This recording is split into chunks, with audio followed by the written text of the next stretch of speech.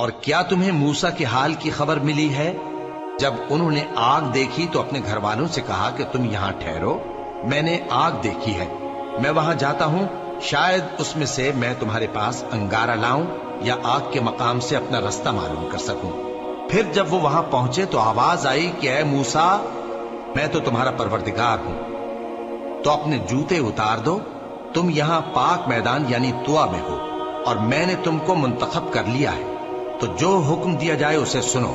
بے شک میں ہی اللہ ہوں، میرے سوا کوئی معبود نہیں، تو میری عبادت کیا کرو اور میری یاد کے لیے نماز پڑھا کرو۔ قیامت یقیناً آنے والی ہے، میں چاہتا ہوں کہ اس کے وقت کو پوشیدہ رکھوں تاکہ ہر شخص جو کوشش کرے اس کا بدلہ پائے، تو جو شخص اس پر ایمان نہیں رکھتا اور اپنی خواہش کے پیچھے چلتا ہے، کہیں تم کو اس کے یقین سے روک نہ دے،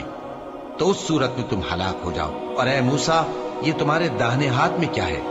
انہوں نے کہا یہ میری لاٹھی ہے، اس پر میں ٹیک لگاتا ہوں اور اس سے اپنی بکریوں کے لیے پتے جھاڑتا ہوں، اور اس میں میرے اور بھی کئی فائدے ہیں۔ فرمایا کہ موسیٰ اسے زمین پر ڈال دو،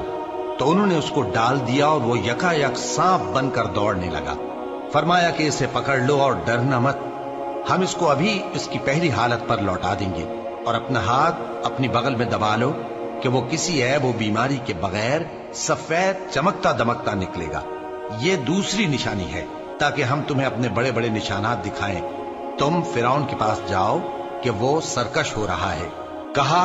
اے میرے پروردگار، اس کام کے لیے میرا سینہ کھول دے اور میرا کام آسان کر دے، اور میری زبان کی گرہ کھول دے تاکہ وہ میری بات سمجھ لے، اور میرے گھر والوں میں سے ایک کو میرا وزیر یعنی مددگار مقرر فرما، یعنی میرے بھائی ہارون کو، اس سے میری کمر کو مضبوط کر اور اسے میرے کام میں شریک کر، تاکہ ہم تیری بہت سی تسبیح کریں اور تجھے کثرت سے یاد کریں، تو ہم کو ہر حال میں دیکھ رہا ہے۔ اور کیا تمہیں موسیٰ کے حال کی خبر ملی ہے؟ جب انہوں نے آگ دیکھی تو اپنے گھر والوں سے کہا کہ تم یہاں ٹھہرو، میں نے آگ دیکھی ہے،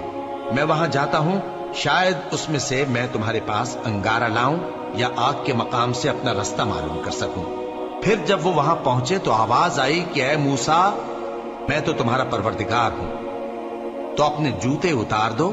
تم یہاں پاک میدان یعنی طویٰ میں ہو، اور میں نے تم کو منتخب کر لیا ہے،